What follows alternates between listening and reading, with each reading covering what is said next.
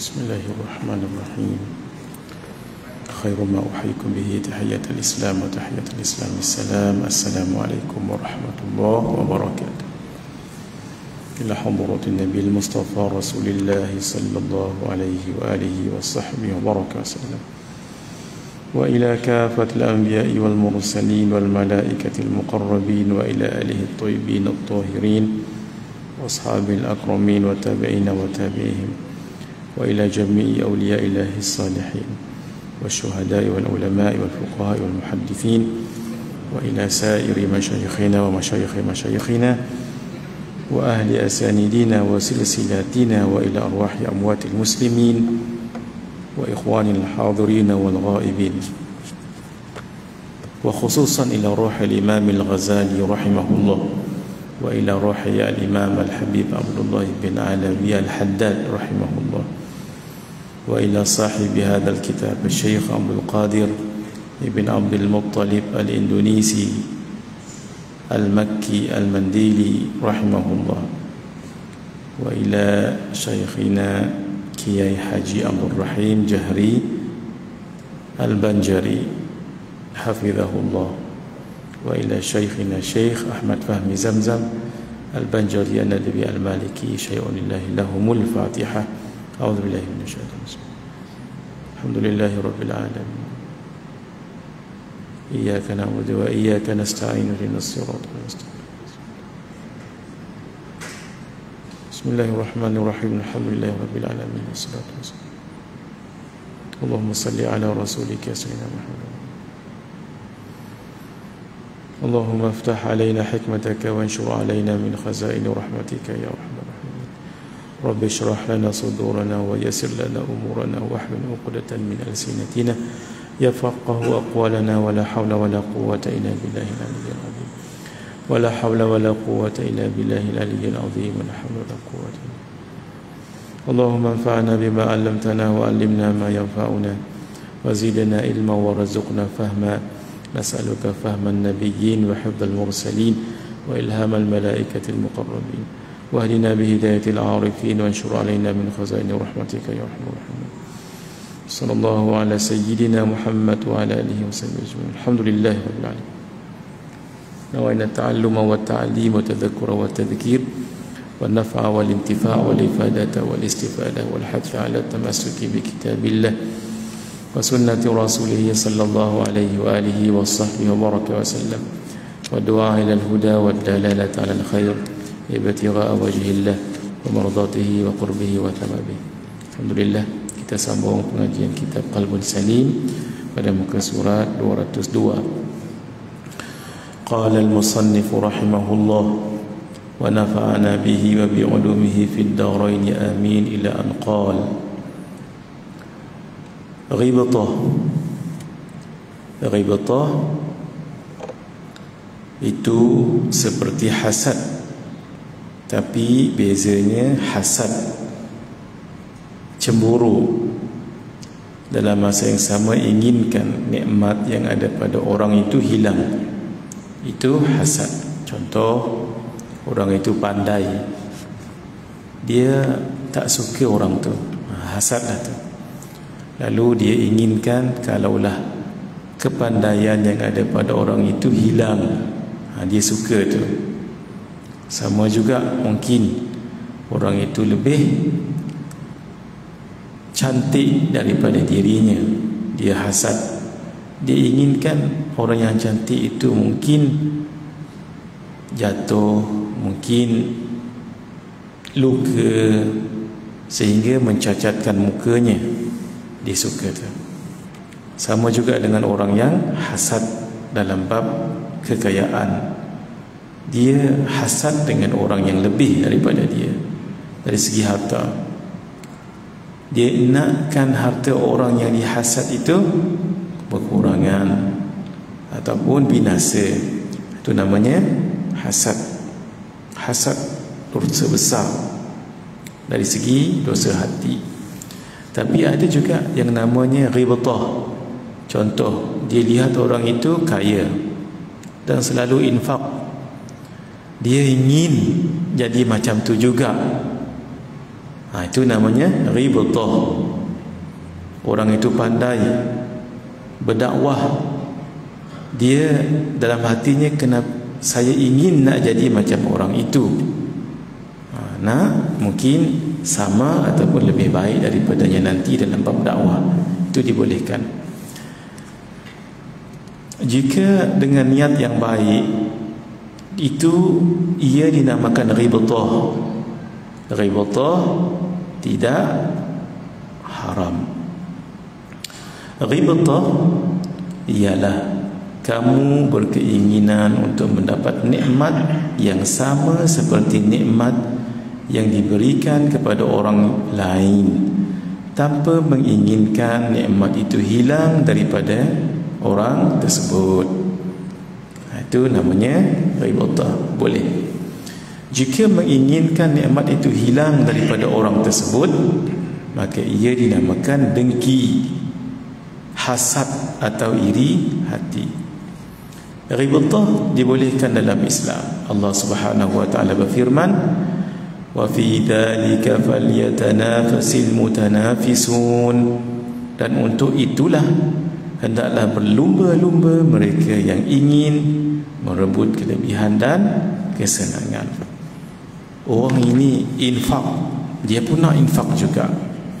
Orang ini bagi sponsor masjid kapet ke, dia nak juga. Oh, kata masjid dah penuh, tak apa, saya sponsor lain yang ada kaitan dengan masjid. Itu namanya munafasah, iaitu berlumba-lumba melakukan kebaikan. Itu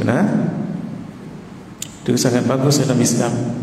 Fastabiqul khairat, maka hendaklah kamu berlumba-lumba dalam perkara khairat, kebaikan. Daripada Sayyidina Abdullah bin Umar radhiyallahu ta'ala anhuma, Nabi sallallahu alaihi wa sahbihi wa baraka wa salam bersabda, la hasada illa fi ithnatain, tidak boleh hasad kecuali kepada dua orang. Rajulin atahu Allahul Quran fahuwa yaqumu bihi ana al-laili wa ana an-nahar. Pertama, orang yang diberikan Al-Quran, lelaki atau perempuan, oleh Allah, kemudian dia melaksanakan pada pertengahan malam. Maksud dia baca Al-Quran pada pertengahan malam dan pertengahan siang. Dan orang yang dia membaca Al-Quran, maksudnya pada waktu malam dan pada waktu siang. Kita jadikanlah Al-Quran sebagai peneman hidup kita. Seperti mana kita pergi mana-mana mesti bawa kad pengenalan. Kalau kata tak bawa, sanggup patah balik. Itu identiti diri itu. Nanti ditahan polis kah, apakah. Sebab kita rasa kad pengenalan itu penting. Sama juga handphone, kemana-mana dibawa. Kalau dulu tak ada apa pun, ini sekarang seperti satu keperluan supaya tahu apa yang berlaku, ataupun hal ehwal keluarga kita tahu. Itu sebab kita meletakkan pentingnya telefon dalam kehidupan. Sama juga pentingnya Al-Quran dalam kehidupan. Kalau tak tahu makna sekalipun, pahala membacanya akan ada, memang ada pun. Sebab itu dalam telefon installkan program Al-Quran 30 juzuk. Untuk yang lebih bagus lagi, installkan yang terjemahan Al-Quran itu, baca. Selepas solat jangan sibuk dengan telefon. Cuba lawan nafsu kita. Maaf ya, kadang-kadang kita lemah, baru je salam, sebelah kanan sebelah kiri terus cari handphone dan nak tengok buka WhatsApp dan sebagainya. Cuba kita sabar. Dalam arti kata, lepas solat kita belajar sikit-sikit lah. Lepas solat jangan pegang handphone dahulu. kecuali dalam tu kita nak baca Quran. Maksudnya jangan dulu tengok WhatsApp, jangan tengok YouTube, jangan tengok Twitter, whatever. Cuba lawan. Sebab sekarang kita selalu dikalahkan oleh handphone itu. Kadang-kadang tak dan kita nak istighfar 3 kali. Walhal nilai istighfar 3 kali lepas solat, semua dosa diampunkan, dosa-dosa kecil.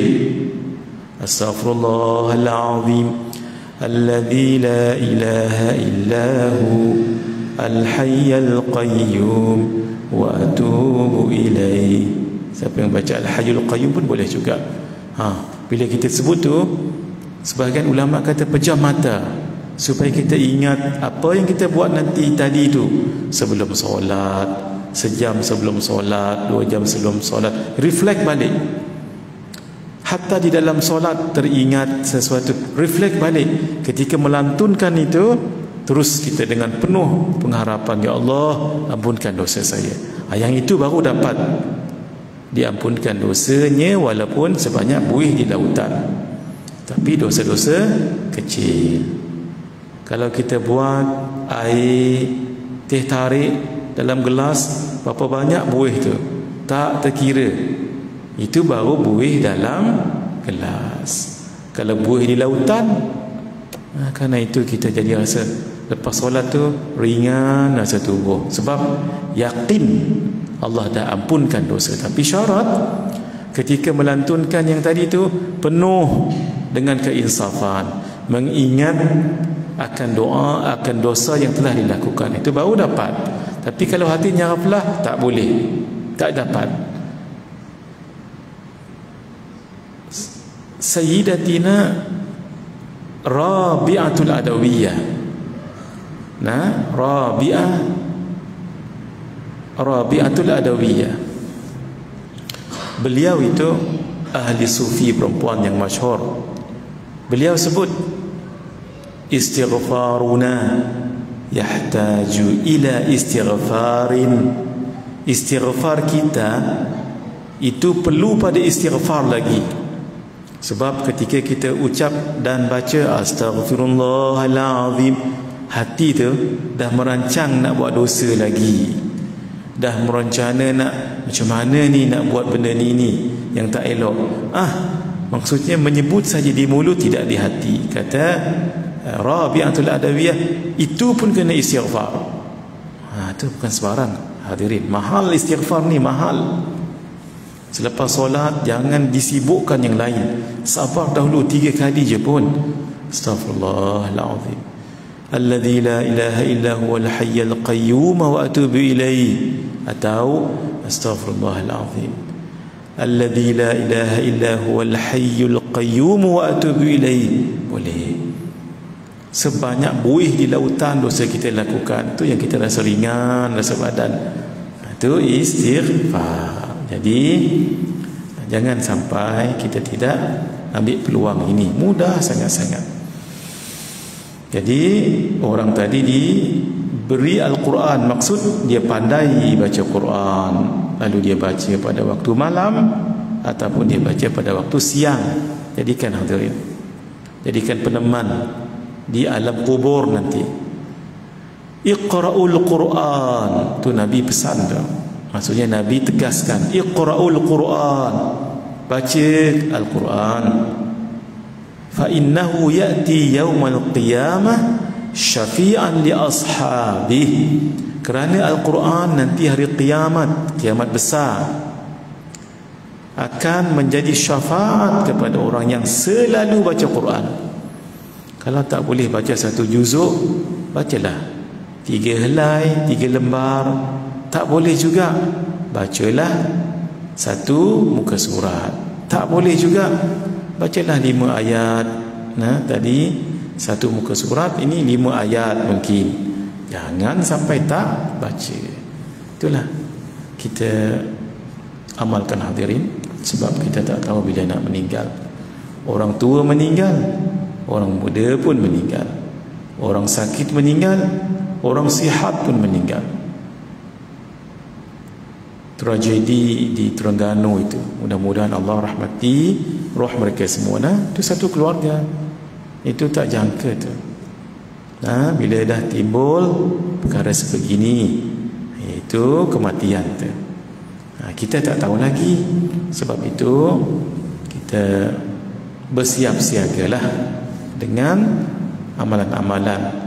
Tambah lagi, amalan ini boleh memberi kebaikan pada kita nanti lepas kematian. Itulah membaca Al-Quran.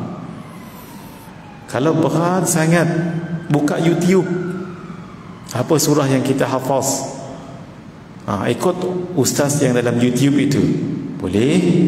Sebab ini malas yang sangat teruk lah. Boleh. Contoh, Tabarakalladzi biyadihil mulk. Alhamdulillah, masjid kita istiqamah buat. Mudah-mudahan kita istiqamah. Katalah dekat rumah berat sangat mulut, kita ingat-ingat lupa, pasang YouTube, ikut Tabarakalladzi biyadihil mulk wa huwa ala kulli syai'in qadir. Ada ayat surah baca dapat pahala, tapi ada kita baca dapat dia menolong, menjadi peguam bela pula di hari akhirat. Itulah Al-Quran. Sebab itu tak pelik Imam Syafi'i khatam Quran setiap hari khatam. Pagi sampai malam 30 juzuk selesai. Setiap hari. Sebab fadilat-fadilat tadi tu. Di bulan Ramadan beliau khatam 60 kali khatam. Siang 30 juzuk, malam 30 juzuk. Wa rajulin atahu Allahu malan fahuwa yunfiquhu ana al-laili wa ana an-nahar. Tadi tak boleh hasad kepada orang kecuali dua orang. Apa hasad di sini? Ghibtah, bukan hasad betul-betul, tapi ghibtah. Ghibtah ni apa? Kita ingin nikmat yang ada pada orang tu kita pun dapat juga, tanpa kita inginkan nikmat yang ada pada orang lain itu hilang. Tadi Al-Quran ini harta, dan orang yang diberikan harta oleh Allah kemudian dia menginfakkannya, menyedekahkannya pada pertengahan malam dan pertengahan siang. Yang itu boleh kita hasad. Tapi hasad dalam arti kata hasad ghibtah, bukan hasad betul-betul yang boleh bawa pada dosa. Imam Nawawi menjelaskan, para ulama membahagikan hasad kepada dua, iaitu hasad haqiqi dan hasad majazi. Hasad haqiqi, hasad yang sebenar. Hasad majazi, hasad kiasan sahaja. Hasad haqiqi adalah seseorang mengharapkan nikmat orang lain hilang. Hasad seperti ini diharamkan berdasarkan kesepakatan ulama, dan adanya dalil yang tegas yang menjelaskan perkara ini, iaitu tak boleh hasad. Adapun hasad majazi yang dimaksudkan adalah ghibtah yang kita bicarakan sekarang. Ghibtah adalah berkeinginan supaya mendapatkan nikmat seperti yang ada pada orang lain tanpa mengharapkan nikmat tersebut hilang.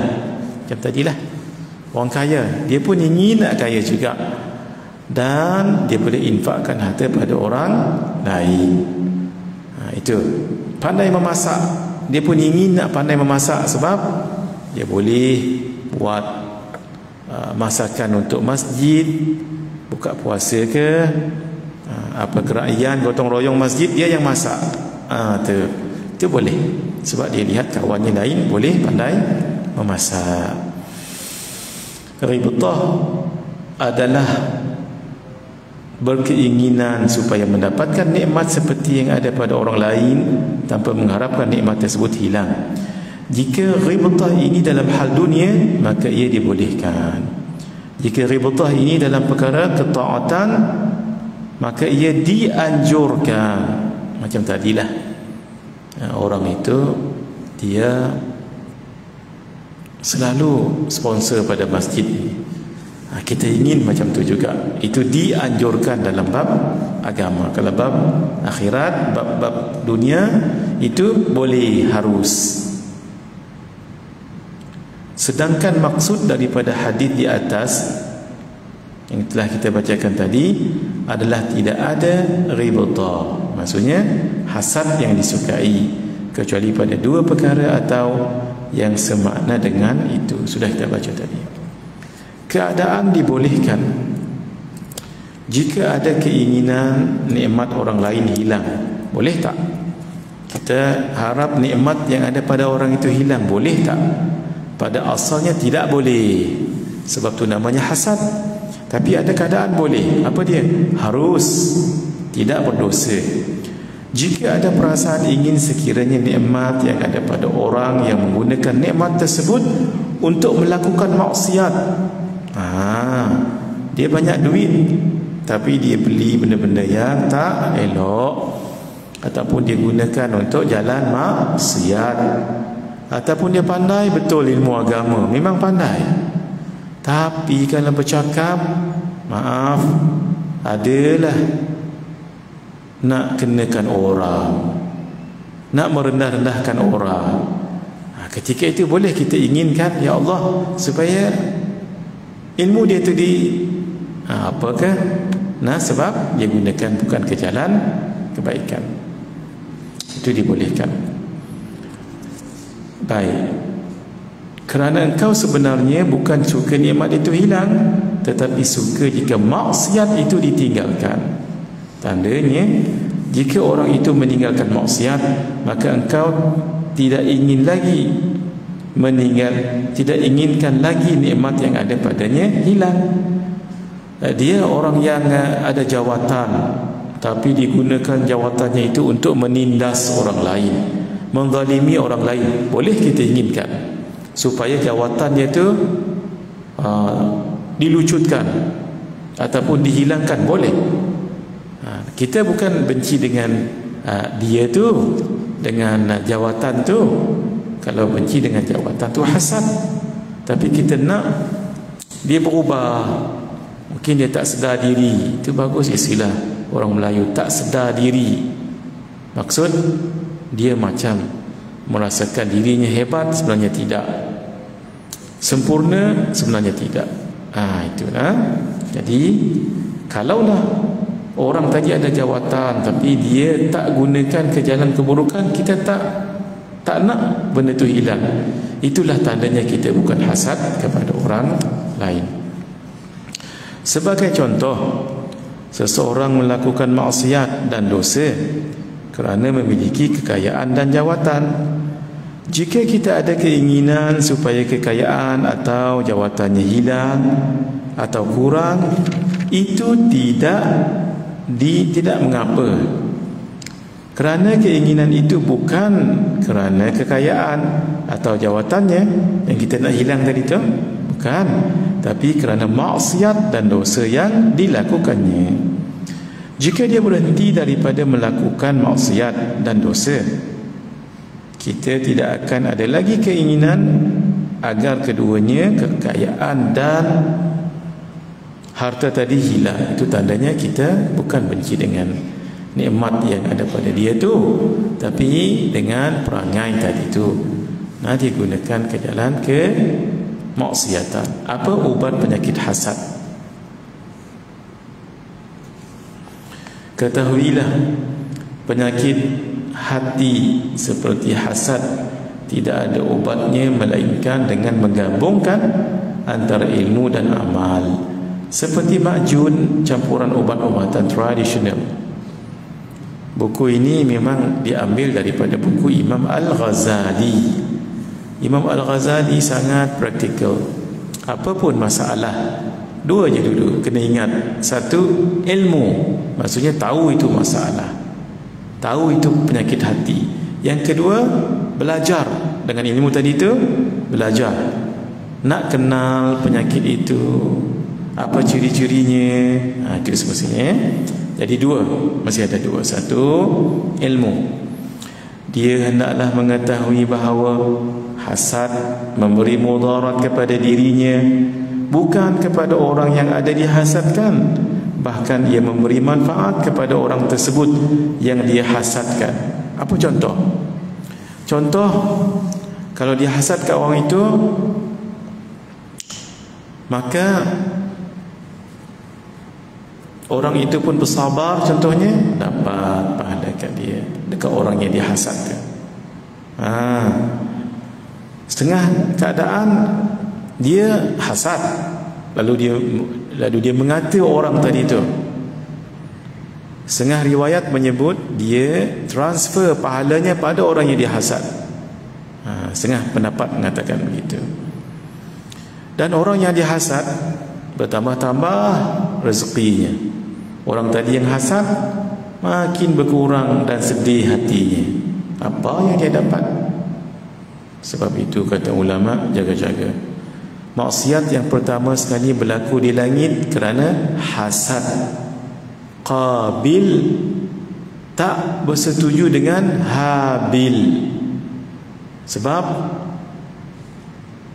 Sayyidatina Hawa, nenek kita, kalau mengandung selalu pasangan, lelaki perempuan, lelaki perempuan, lelaki perempuan. 40 kali mengandung, semua lelaki perempuan, lelaki perempuan. Ketika mengandung anak yang pertama, maksudnya kandungan yang pertama tu, delivery, itu Qabil dengan adiknya Iqlimah yang sangat cantik. Mengandung delivery kali yang kedua, iaitu beranak, dapat Habil dengan adiknya Labuda. Ketika sudah membesar keempat-empat ini, datang semangat ataupun perasaan suka pada different gender, nak kahwin. Lalu Allah bagi tahu kepada Nabi Adam, ya boleh kahwin sama adik-beradik, tetapi bersilang.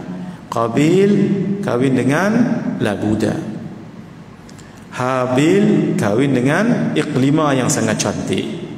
Qabil tak setuju. Itu nama pertumpahan darah yang pertama sekali berlaku di muka bumi kerana hasad. Qabil hasad dengan Habil. Di atas langit, Iblis hasad dengan Nabi Adam. Wa idh qulna lil malaikati isjudu li Adam fasajadu illa Iblis. Ketika kami perintahkan kepada para malaikat sujud kepada Nabi Adam, sujud hormat, bukan sujud ibadah. Fasajadu, semuanya sujud, illa Iblis, melainkan Iblis. Aba wastakbara wa kana minal kafirin. Dia aba, enggan, wastakbara, sombong, wa kana minal kafirin, orang kafir. Itulah dua sifatnya. Jadi diingat, telah berlaku maksiat di langit kerana hasad, di bumi pun kerana hasad. Jadi apa tu yang kita kena tahu? Dia memberi mudarat kepada dirinya.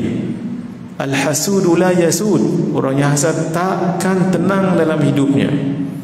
Kadang-kadang susah, dirinya sendiri susah. Dilihatnya kawan sepejabat itu naik lift, sanggup dia naik tangga, dah lenguh-lenguh kaki, SOMC. Susah dirinya. Walhal ini kita belajar tadi, bahkan ia memberi manfaat kepada orang tersebut yang dihasad. Apa maksud memudaratkan diri ini? Memudaratkan diri sendiri, satu, mudarat pada agamanya. Hasad memberi mudarat kepada orang yang hasad. Kenapa tu? Satu, ia menghilangkan pahala kebaikannya seperti yang telah disebutkan dalam hadis yang terdahulu. Nabi sebut, innal hasada ya'kulul hasanat kama ta'kulun narul hataba. Ini Nabi kalau mengajar bagi analogi. Sesungguhnya hasad memakan akan pahala-pahala kebaikan. Itu mungkin tak jelas lagi. Nabi bawa seperti api memakan kayu-kayu yang kering. Kan cepat tu. Begitulah orang yang hasad, pahalanya itu hilang. Pahalanya itu letih dia beramal tapi hilang. Itu kita kena ingat, jangan rugi. Sebab itu jangan hasad. Dua, ia menyebabkan kemurkaan Allah kepadanya. Bila Allah dah murka, seluruh malaikat pun murka. Demikian juga makhluk-makhluk yang lain. Jadi orang itu jauh daripada rahmat Allah.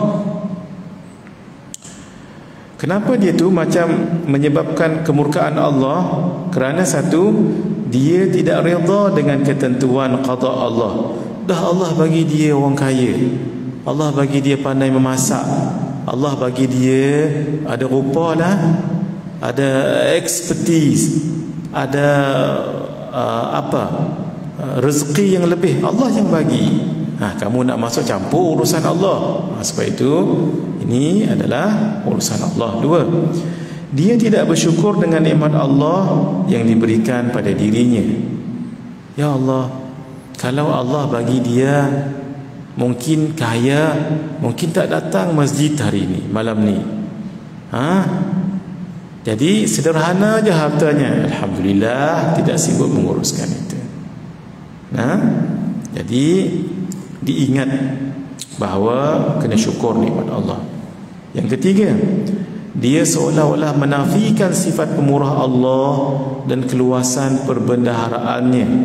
Itu terpulang pada Allah, nak bagi orang ini lebih, nak bagi orang itu kurang. Yang penting jangan hasad. Kalau nak jadi macam dia, belajar untuk jadi macam dia. Kalau bisnes, kalau ilmu, kalau permainan. Itu supaya jangan hasad. Para hukama mengatakan, qala ba'dul hukama, sebahagian orang yang bijak mengatakan, barazal hasidu rabbahu min khamsati awjuhin. Orang yang hasad menentang Tuhannya dalam 5 perkara. Jadi supaya jangan kita hasad. Satu, ahadiha annahu abghadha kulla ni'matin dhaharat ala ghairihi. Satu, dia membenci setiap kenikmatan yang ada pada orang lain selain dirinya. Dia pula dapat dosa disebabkan benda itu. Wa thaniha annahu sakhitun liqismati rabbih. Dua, dia membenci pembahagian Rabbnya. Ka'annahu yaqul, seolah-olah dia berkata, lima qasamta hadhihi alqismah, mengapa engkau wahai Allah membahagi-bahagikan seperti ini? Ya Allah, siapa yang sanggup buat begitu tu? Indirectly, orang yang hasad, orang bagi Allah bagi kat dia tu, orang yang dihasad tu, kenapa dia nak komplain? Itu urusan Allah kan. Wa thalithiha, yang ketiga, annahu dadda fi'al Allah, dia melawan keputusan Allah. Ai inna fadlallah yu'tihi man yasha, iaitu Allah memberikan kurnianya kepada sesiapa sahaja yang dia kehendaki. Wa huwa yabkhalu bi fadlillah, Allah pemurah, dia pula bakhil dengan kurniaan Allah. Ini jadi kerana apa? Itu urusan Allah yang bagikan itu. Dia pula nak masuk campur. Allah bagikan lebih pada orang, itu terpulang Allah. Mungkin kerana usahanya, kerana memang nikmat itu datang daripada sifat Allah yang Ar-Rahman Ar-Rahim. Wa rabi'iha, yang keempat, annahu khadhala awliya Allah, dia membiarkan para wali Allah. Apanya? Au yuridu khidlanahum wa zawalan ni'mati anhum, dia inginkan meninggalkan mereka dan berharap nikmat hilang daripada mereka itu. Ya Allah, ini Allah yang bagi, dia pula yang sibuk. Wa khamisiha, yang kelima, annahu a'ana aduwahu iblis, dia menolong musuh Allah, iaitu iblis. Kenapa nak tolong iblis tu? Iblis tu kan syaitan itu, innahu lakum aduwwum mubin, sesungguhnya dia adalah musuh kamu yang nyata. Imam Al-Qurtubi berkata, wa qila, dikatakan, al-hasid la yanalu fil majalis illa nadamatan, Orang yang hasad tidak akan mendapati ketika berada di dalam majlis kecuali penyesalan, menyesal. Sebab dilihat orang lain lebih, dia kurang, dia rasa dirinya tidak punyai kelebihan, dia menyesal. Wala yanalu 'indal malaikati illa la'natan wa baghdha. Nauzubillahi min dzalik. Tidak akan mendapat di sisi malaikat kecuali laknat dan kebencian. Allah. Wala yanalu fil khalwah illa jaza'an wa ghamma. Dan tidak akan mendapati ketika menyendiri tak bersama dengan orang lain melainkan keluh kesah dan kesedihan. Dia seorang-seorang tu, dia duk tengok nikmat Allah bagi kat orang, tapi dia tak dapat, sedihlah dia. Masya-Allah. Wala yanalu minallahi illa bu'da wa maqta. Dan tidak akan mendapat daripada Allah kecuali semakin jauh dan kebencian. Itu tuan-tuan, bila kita tengok ni tak mahu kita hasad kat orang. Cukuplah yang Allah bagi kat kita ni, tapi bukan bermakna tidak berusaha. Usaha silakan, tapi jangan sekali-kali hasad dengan orang. Al-hasudu la yasud. Orang yang hasad tidak akan tenang dalam kehidupannya. Dalam bab dunia tengok bawah, dalam bab akhirat tengok atas. Tu ulama pesan supaya kita jangan hasad dan bersyukur pula tu. Alhamdulillah kita naik kereta. Jangan dilihat orang yang naik jet, tapi dilihat orang yang naik motosikal. Alhamdulillah kita tak kena hujan, dia walaupun sampai basah kuyup. Yang naik motosikal pula, lihat orang yang naik bicycle. Alhamdulillah sampai dengan cepat. Yang naik bicycle masih dalam perjalanan, tak kena hujan. Yang naik bicycle, alhamdulillah. Orang lain jalan kaki, begitulah. Lihat dengan keinsafan dan kesyukuran. Tapi dalam bab akhirat jangan tengok bawah, tengok atas. Solat sunat rawatib bagus, alhamdulillah. Tapi Imam Abu Hanifah An-Nu'man sembahyangnya 300 rakaat setiap malam. Ya, kurang itulah ya. Kita baca Al-Quran, Imam Syafi'i khatam Quran setiap hari. Yang itu kita nak. Kita berzikir bagus, tapi Sayyidina Abu Hurairah ada satu tasbih dalam bentuk tali yang diikat dipintal, ada 1000 pintalan. Beliau tidak akan tidur melainkan setelah khatam 12 pusingan, 12,000 kali. Yang itu kita lihat. Itu kita sambung akan datang biiznillah. Hadza wabillahi taufiq wal hidayah. Wassalamualaikum warahmatullahi wabarakatuh.